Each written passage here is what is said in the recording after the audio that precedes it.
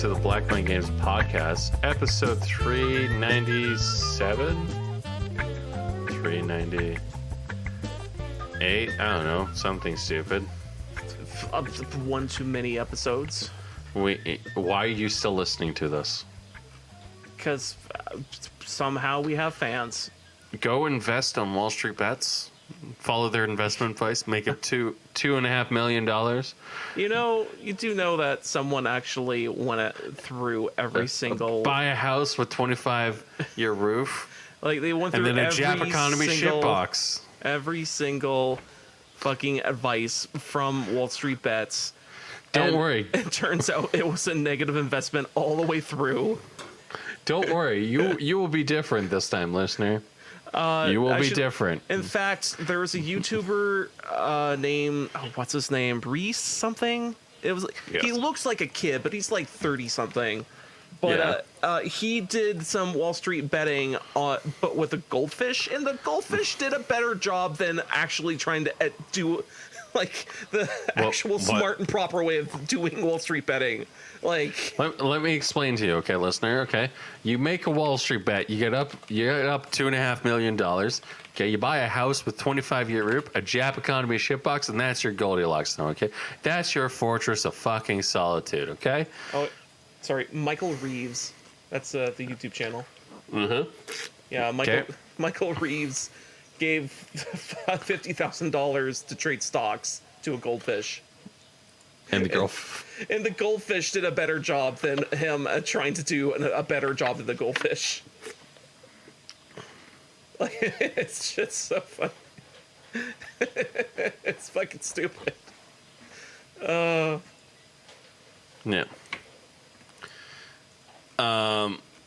Yeah, no. Let me explain to you how this works, okay?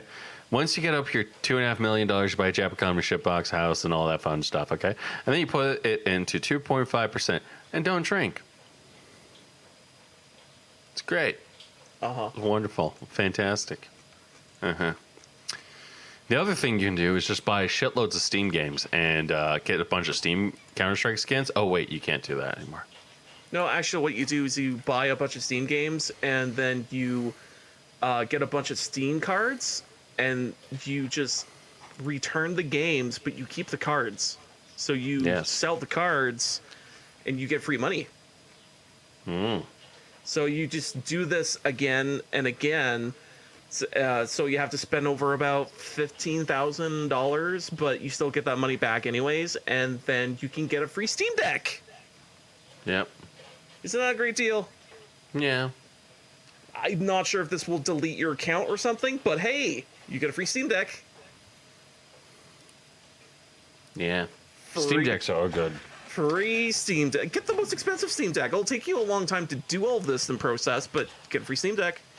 I mean, you will get a monkey. Your monkey brain will go high.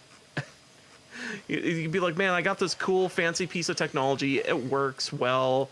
It has Steam, support it and everything. Mm-hmm. And you can run illegal software on it. It's great. Yeah, it sounds about right.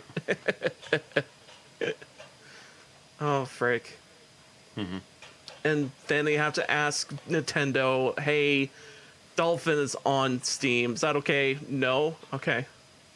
Which, I mean, to be fair, when you put something that is iffy on Steam, they're gonna do their thing. Yeah. Eventually. Yeah. Like when you put porn on Steam. Well, the funny thing is they let porn be on Steam, but it's just like its weird own ecosystem. Like, you have to actively really look for it. Mm-hmm. And it's also really weird because there's different tagging systems. Like, again, the tagging system works in a weird way on Steam. But if you were trying to find that type of stuff, it's like you have to look under 3 separate tags for no reason. Yep.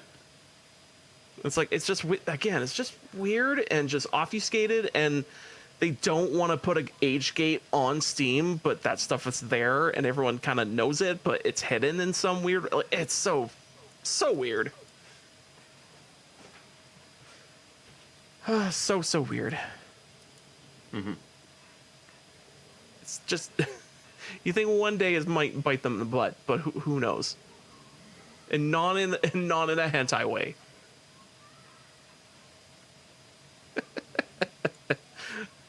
Oh yeah, Fair Steam enough. Summer Sale was on. Yeah, I haven't purchased anything. I did some purchasing, but it was more of like, this game's $2. Oh, this game's $2. Also bought that game for $2.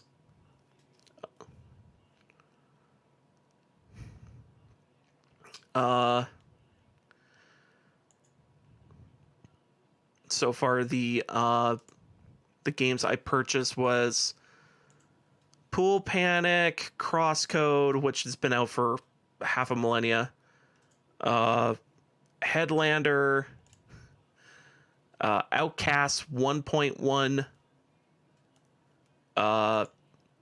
Pedigree Tactics, which is a game it's 1.4 gigs of poorly drawn tactics game. Like, looks like a 10-year-old did the whole artwork of the whole game, but the game's supposed to be like really good as for their like technical and just gameplay. Yeah, Pedigree Tactics is fucking weird. I gotta play it because I've seen it. I'm looking it up right now. It's called Pedigree. Pedigre. Oh, okay. Yeah.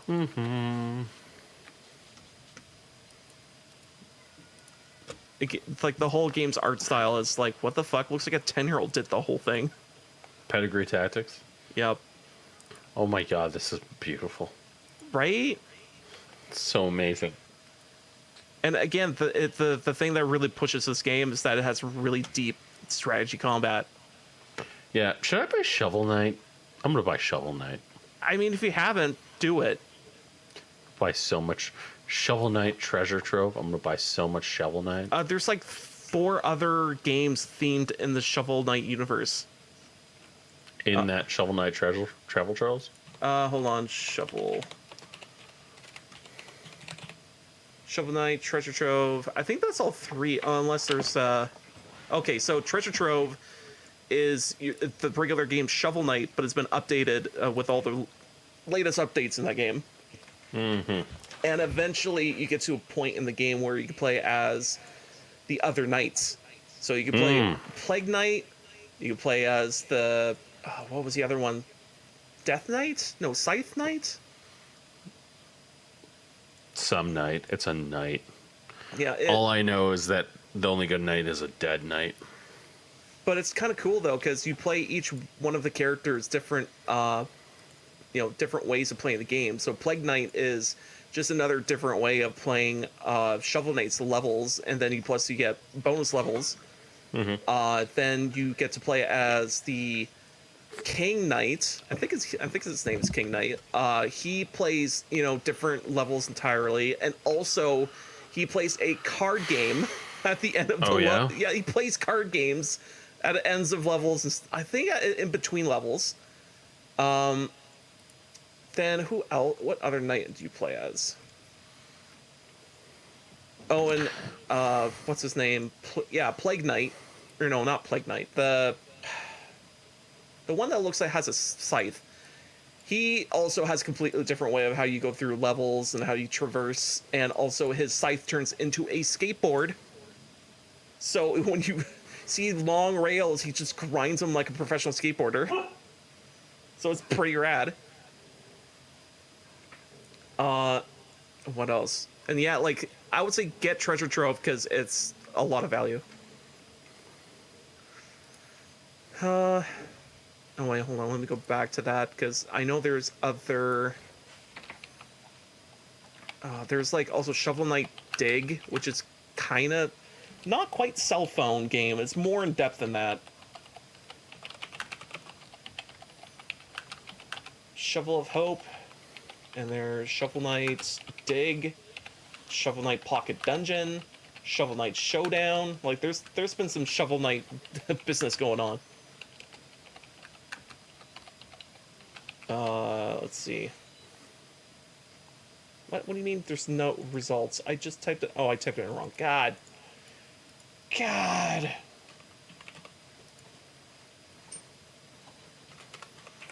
Yeah. I still need to buy stuff. I'm kind of like thinking about buying stuff, but it's like meh. Meh? Huh. Like I could buy stuff, but that costs money. I don't have money. It does. I think I get paid this week, but it's like after the concert, so I get paid literally the day after the Steam sale. yup. And I'm like, isn't that great? Isn't that great? Yeah. Fantastic. Yeah, I'll probably set something up to do right away. What else? Oh, I played video games. Guess what?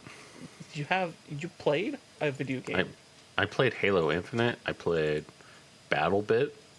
I played Bolt Gun. I played more video games. Holy shit. I am actually a gamer, in case you haven't noticed. What? I do gaming a lot.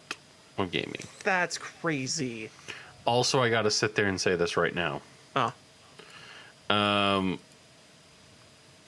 My name is Jeff Rock, and I'm here to ask you a question, Josh.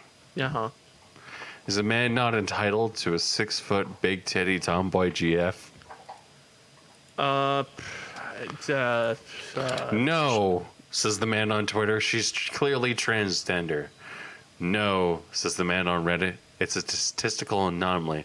No, says the man on 4chan. Flat is justice. I reject those answers and instead choose something different. I choose to find a 6-foot tall, big titty tomboy GF. That is my decree to you. So there's a new Superman series out. I need to watch the first episode before I make a comment on it. But they changed some characters' skin colors, and apparently that's controversial. And Clark is like a fucking manlet, and it's kind of really sad. A what now? Manlet. I think I need a definition of that. Hold on, let me get you a definition of manlet. Because I'm like, I don't know, he looks, from the little clips I've seen on YouTube and stuff, he just looks like Clark Kent cannot control his powers. Oh, I see. And I have a problem with it. I see. Because you have 18 fucking years where Clark Kent should be like learning to control his powers. Right. And he can't. Huh. So like he touches his alarm clock and it explodes. Yeah. Yeah. And I would have preferred it if it was a little bit different, where he could just actually control his powers. That would be very nice. A manlet is a man whose height is above midget level, but well below that of any other man. They tend to be very muscular and wide without a neck. That's the definition of a manlet. Okay. Okay. Another example. A short stature strong male under 5'6", trying to overcompensate their height, mainly using their hate against short masculine men. 90% of the hate comes from men over 6 feet. That is extremely skinny or extremely fat. 5% comes from insecure women who are over 5'10". 5% comes from low confidence people who are unhappy with themselves. Tall, frail, very fat men. Hey, look at that man. He's so short and muscular. Okay. Oh my god. Sure. So I have a problem with it. I have a problem with the series. Uh-huh. So I need to watch it. So what's the age of Batman in the series? I don't know. Batman's not in the series. I mean, sorry. I know that. I mean, age of Superman, I meant to say. 22. And he's in Metropolis, and they're doing the shtick of like he can't control his powers. This is the first. These are like the opening first years before Lois Lane and him start dating. Ah. And let me tell you something. I actually approve of the character designs. I approve of Jimmy Olsen being black. I approve of all of this stuff because I don't really give a shit. At the end of the day, it's still, if they're treating the characters right, it doesn't matter who the fuck they are. Yeah, if Jimmy Olsen's black, it doesn't matter. Yeah. Yeah. The problem comes in the form of like Jimmy Olsen's not a guy who's gonna like smoke crack, cocaine, and like overturn a bus. Now there is a Jimmy version of Jimmy Olsen who might do that, and that is a different universe than the normal DC Comics universe. But that's not this universe. And because it's a multiverse, DC can kind of play with that stuff a little bit more, if that makes sense. Okay. So I kind of need to watch it. It looks really good. I'm kind of really excited about it. Okay. And yeah. I mean, again, I see some clips from YouTube or Twitter, and it's like, oh, it looks like a decent show. Although the gimmick of the Superman character, like, not controlling his powers by the time he hits Metropolis, like, maybe there's like some sort of like latency in the powers or something. Yeah. If the point of it was that Clark had 8 years and then when he wakes up in the morning he taps something and it explodes, that's a funny joke. And he goes, oh God, I'm tired, I need to wake up a little bit, and stuff like that. That would be funny. But the way that they're doing it is not the best, per se. Mm-hmm. I see. Yeah. Well, whatever. Like, that's the stuff that annoys me about this show is like, I actually kind of like, I like the idea of it. I think it's funny. I think that this might be a really good show, but my issue is Clark Kent should have control of his powers and Superman should be Superman.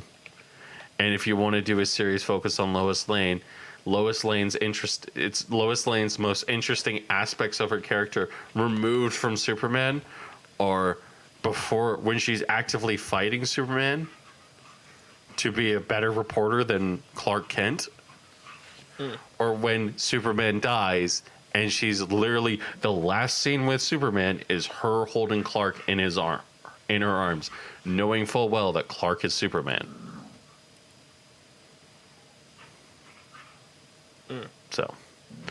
So, like, I don't know. I need to watch it. I could probably love it. I'm probably going to love it. That'd be fun. That'd be fun. Yeah. I'd do anything cool this week, or remotely interesting. Did you play BattleBit? No. Did you play Bolt Gun? No. Did you watch any YouTube videos or read any news? Probably, but I don't remember anything because my mind's like a goldfish. Just see a bad thing, go, Jesus, that's a bad thing, and then it just fades out of my mind. Okay, well, I got a news topic that we can talk about. Oh. From Shack News. Oh. So not one of those old shitty websites, I love going to and stuff like that. We check the ground in news. They're not. Let me see if they're NewsGuard certified. Suggest the site for news. Okay, we'll go to PC Gamer, see if PC Gamers. Or I can look at boobs. Rock, paper, shotgun. Accept all cookies, you fucking pieces of shit. NewsGuard. Okay, whatever. So we'll go. So from Rock Paper Shotgun, Battlebit has sold 18 million copies in the 2 weeks since the blocky Battlefield game blew up on Steam. Battlebit Remastered has a low quality massive multiplayer shooter, perhaps best described as Battlefield by the way of Roblox, has sure shifted a lot of copies since it became a viral sensation a couple weeks ago. Battlebit Remastered launched into early access on June 15th and is quickly approaching 2 million sales in about 2 and a bit weeks, according to recent interviews with coder Sergeant Okedoki on how to market a game.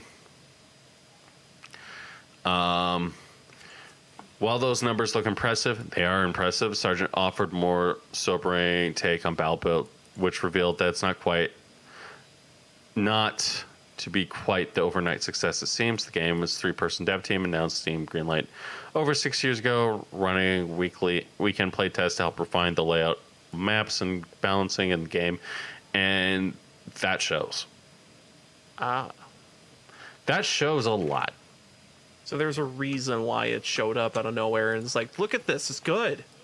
Yeah, look at the tits. Look at these blocky tits. The only thing that's missing from this game is boobs. It's really, I want there to be Tomb Raider big triangle boobs. I want to see the boobs I on the robot, on the battle bits, you know? As a matter of fact, forget the shooting and the military aspects. Really need to see the triangle wedge on the front of a chest. Yeah, I need to see. I need to be disappointed in humanity when I look at this game and stuff like that. But other than that, you know, shooting feels solid, networking feels great. You know, had to listen to a bunch of my friend when he was playing it bitch and complain about how his game couldn't run. That was fun. Around 2019, the team decided to shift the game to a more arcade-like feeling its low-poly escape players a false sense of the gameplay, which, to that point, simultaneously approached like Arma, the interview noted. If screenshots our game, yada, yada. By 2024, years into development, the game saw 100 concurrent players for the first time while still running weekend tests. It would take another 2 years to the game start gaining real momentum. Seeing it follows on Steam accelerated from the single-digit thousands to over 50,000 by the end of 2022. Right, so this game came out right around the time of, I think it was Battlefield 2042. Yeah. And people were saying to buy this game over Battlefield 2042. And it just kind of seems like as if like this game is really deserving of the respect and love because it shows it. So.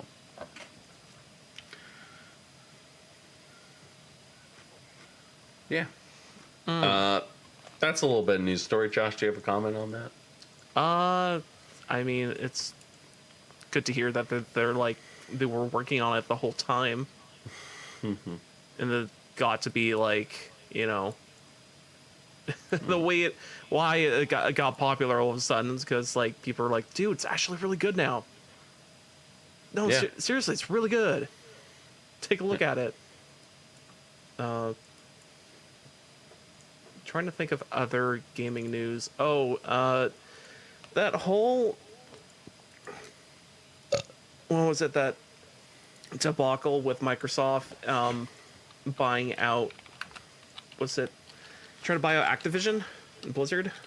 Yeah. Yeah, like I remember seeing a video from Load Ready Run with they have a comedy slash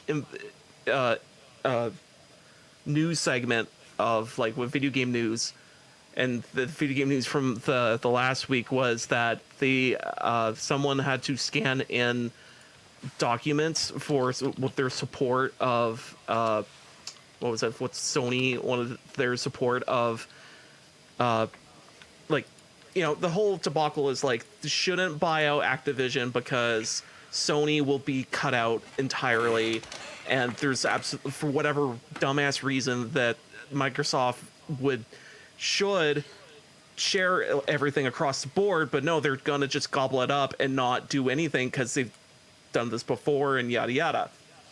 I have a very interesting opinion. I was gonna say there's a new tidbit of news where Sony had to submit some documents and scanned it in. Apparently, the ink that they used to block out some characters in the document didn't block it out entirely. Mm-hmm. So you can read the whole fucking thing without a problem.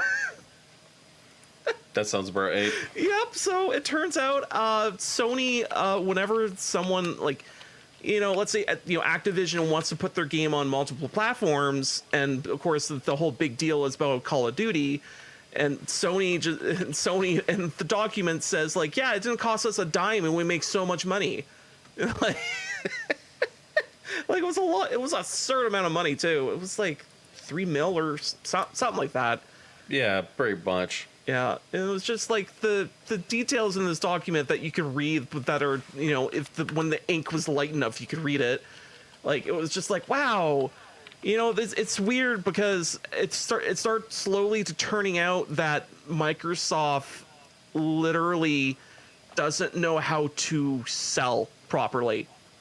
Because it comes down to a point of like, oh, you're just mentally retarded to how to sell because you're buying something to try to make more money, but then you go, no, this is mine only for my shit, and therefore you're cutting off your own face because of it.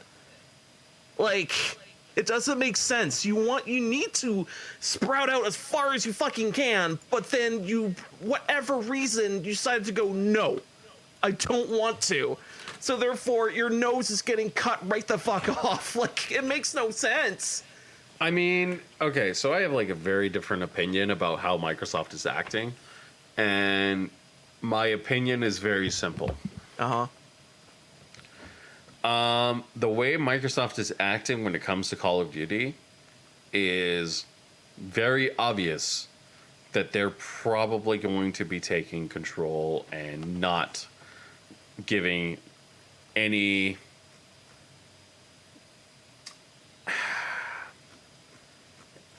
like actual copies to Sony or any versions of that game franchise to Sony ever again. Yeah, clearly. Whereas like the way that they're handling Starfield was that initially the reason why they bought it was because they found out that Starfield was going to be Sony exclusive, so they panicked and then immediately bought Bethesda. And like my personal opinion is like, well, that's kind of a shitty thing to do, Microsoft. That's kind of a dick thing to do. I'm just saying. But like at the same time, it's like Sony has done the same thing multiple times over in very many ways.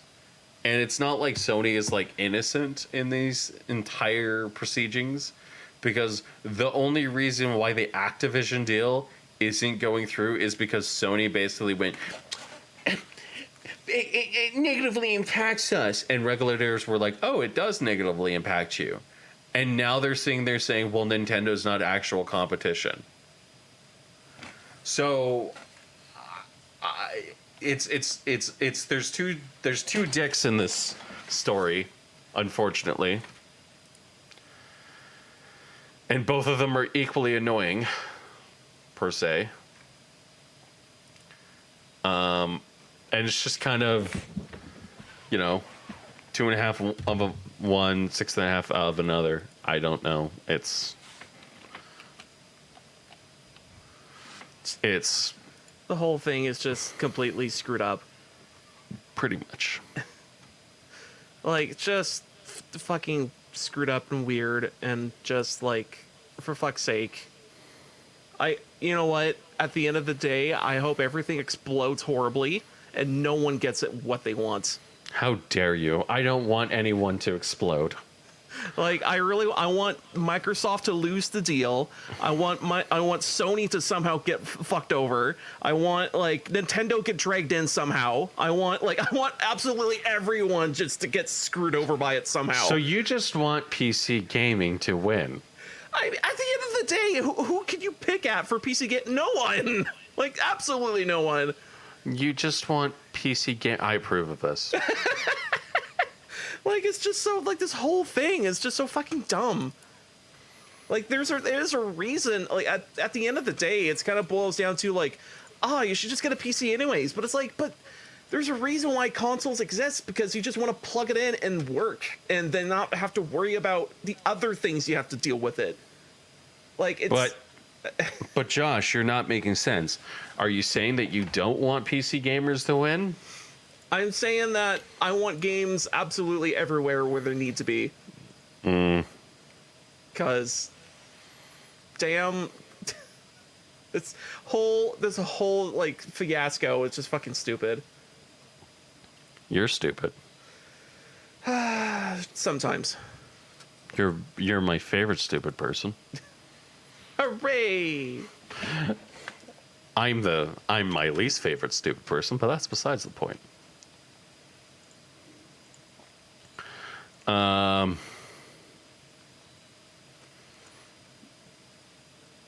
Yeah, no, I don't know. I think the way the Sony's been handling this entire thing has been like dicky, and I think that Microsoft, like the documents that have come out about Microsoft, it's like,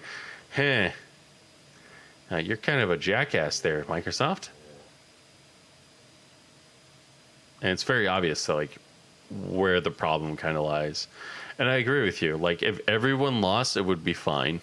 Yeah. But Like, if this court case somehow went down to the point of no one got anything what they wanted, I'd be like, good. Thank God. No.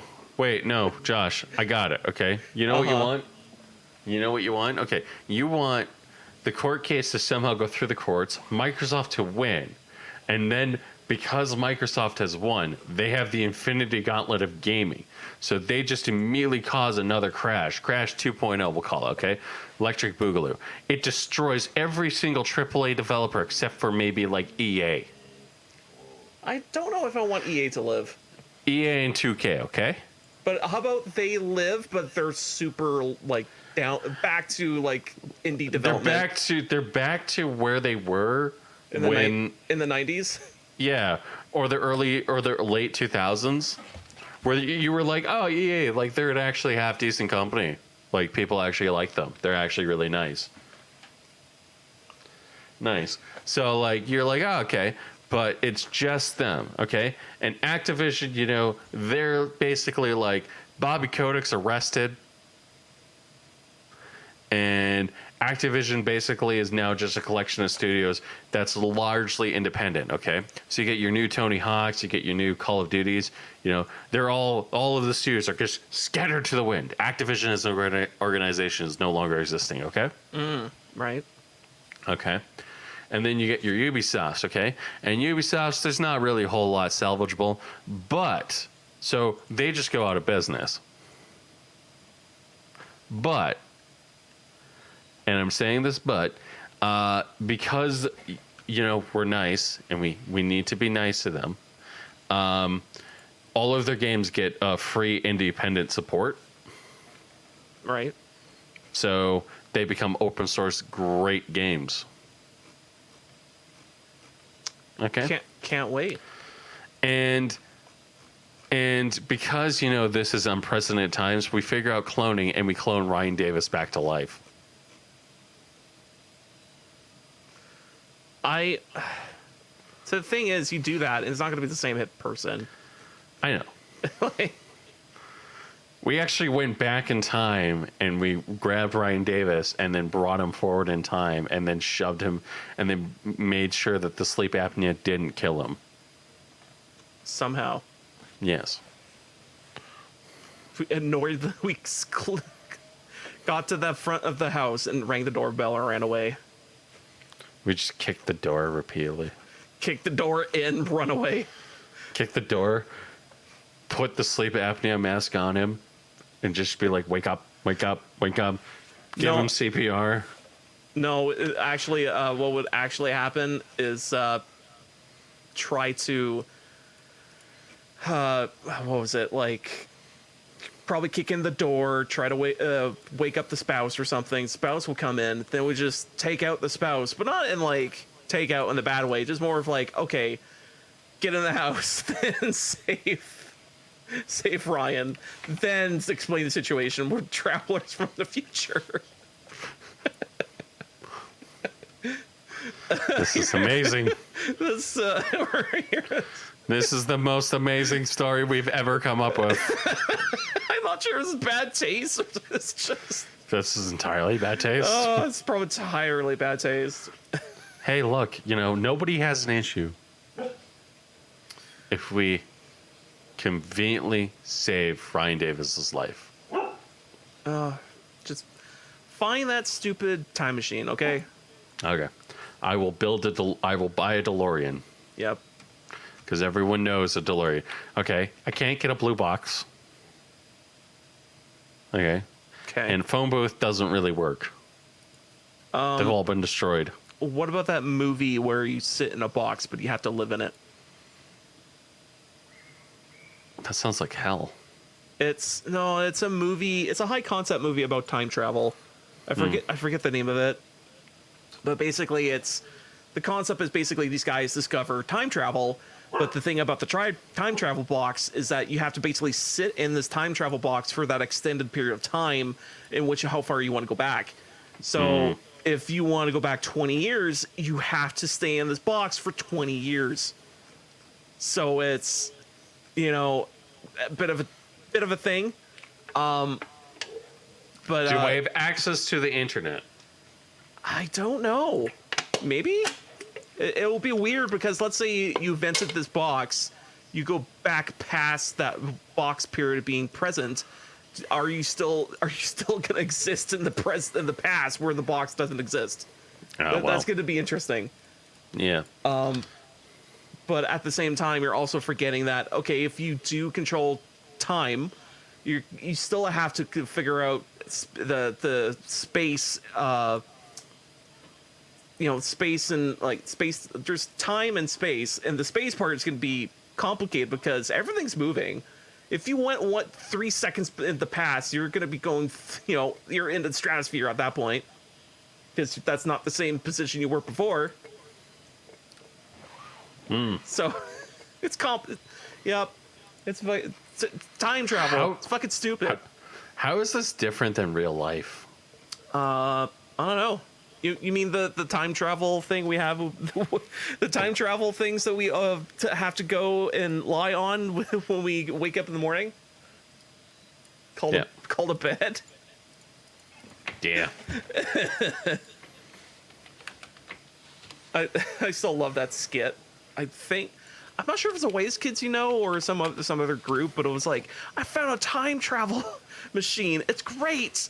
It's you lay. It's called a bed, and you lay on it, and you arrive 8 to 7 hours later in the future.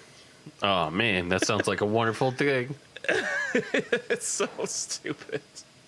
So he makes a big deal of how we've discovered time travel, and it's like he shows it off. It's like, look, I found it. It's like, that's a bed. Oh. No. It's so funny. Yeah. Do we have anything else to talk about?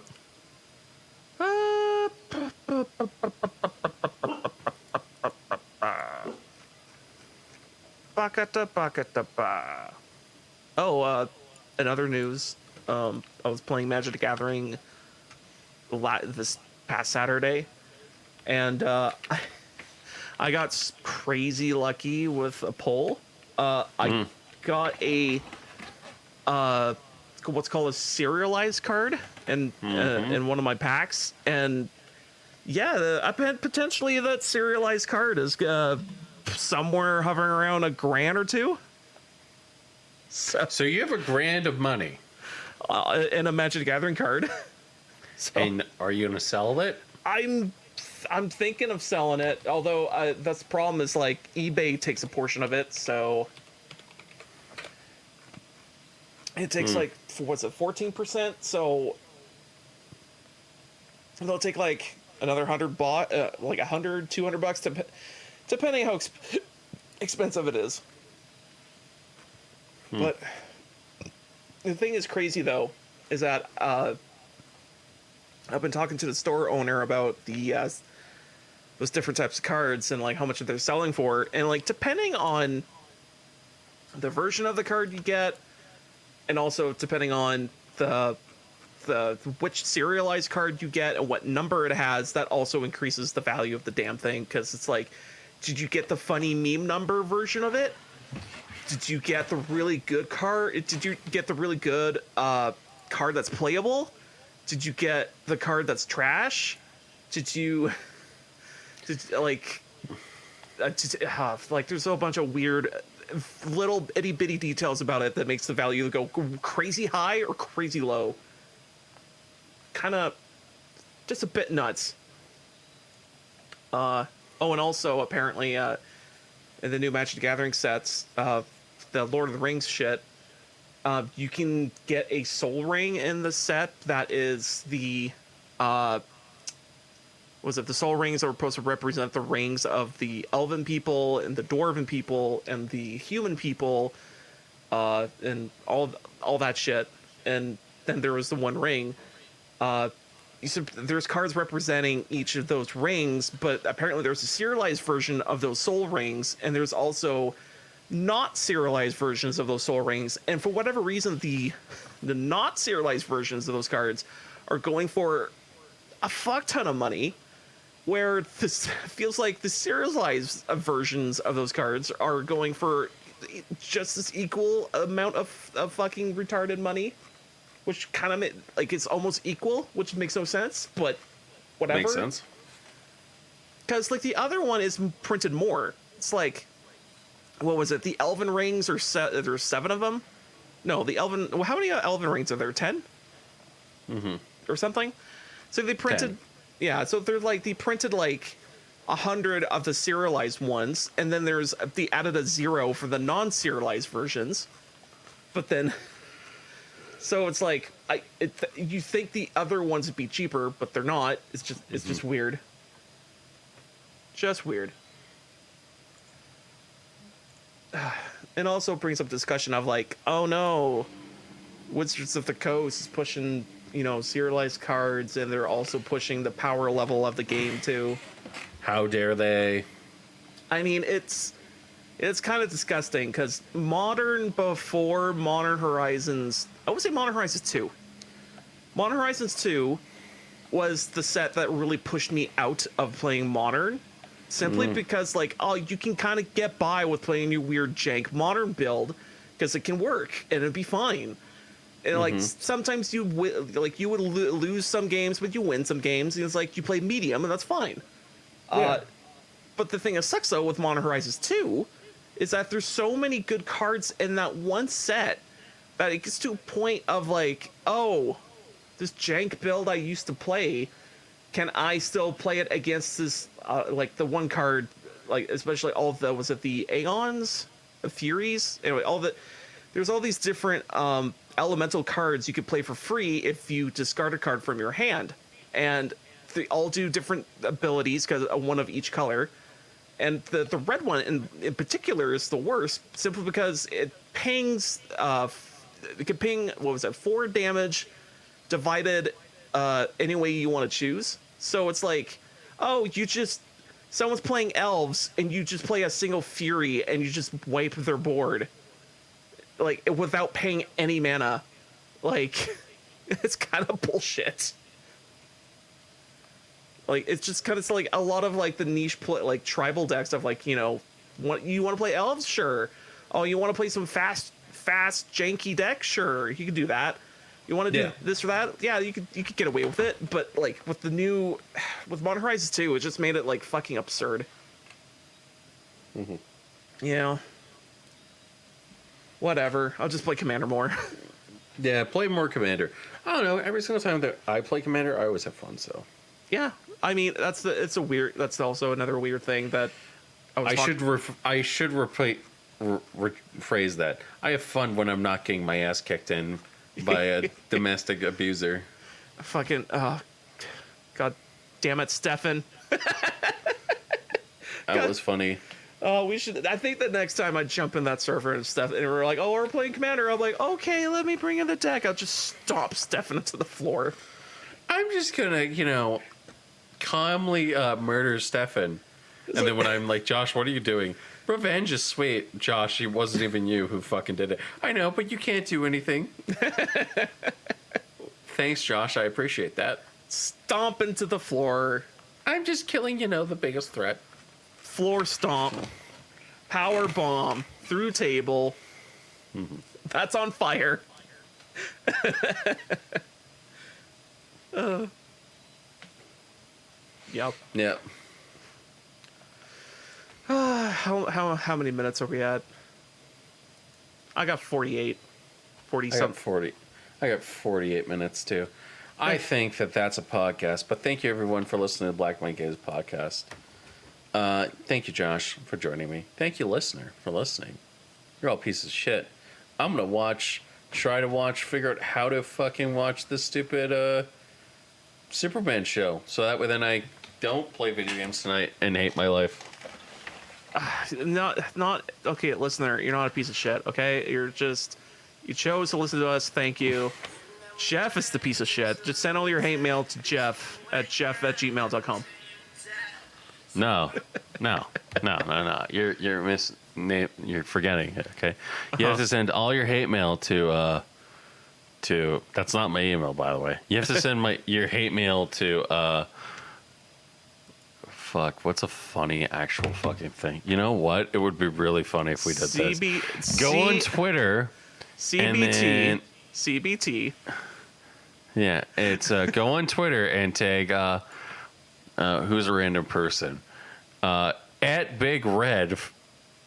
That's big_red_BT, and tell him how much you hate the Black Mind Games podcast. And when he goes, I don't even know what the show is, just tell him that he was on the show once.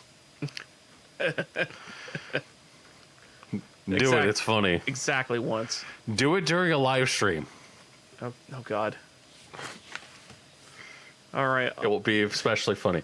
Thank you, everyone, for listening. Have a good night.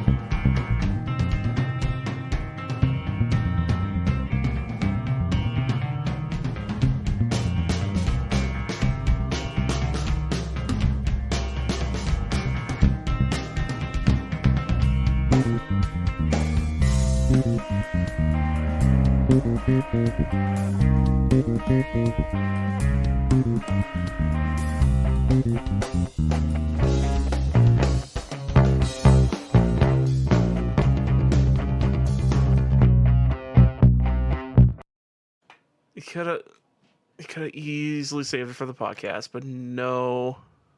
Not a smart individual, Josh. Are you recording, by the way? I am hitting. I just hit the button as soon as I came in here. Okay. So again, we have to go over this again. I cannot believe that you used the word bussy in a fucking text document. God damn it. And I can't believe that, me being so oblivious of this fact, It works it makes it even funnier. Even funnier. Listener, let me explain to you what a bussy is. It's just think the front bussy, but it's the back. Next thing you know, Josh is going to start saying the word bonus holes. Oh no. So, Urban Dictionary, the source of all slurs and stuff like that. Bussy, boy pussy, the asshole of a man. Used in sentences. Me, dad, I just wrote an honest definition of bussy on Urban Dictionary. Dad, where is my dad? Oh no. I just love how me being a dumbass and cannot for the life of me spell the word busy properly at all. leads to this situation. Here's what I'm learning. Okay, I need to get Josh shitloads of hentai games, and then we need to go to a strip club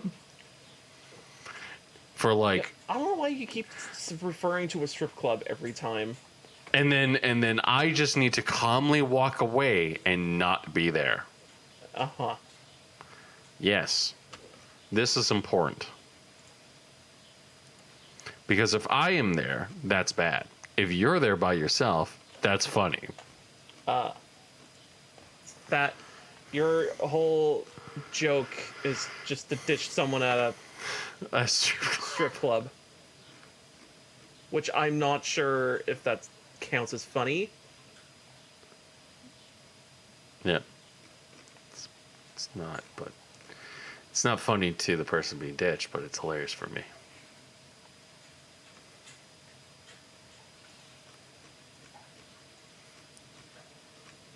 Anyways, shall we sync and start the show?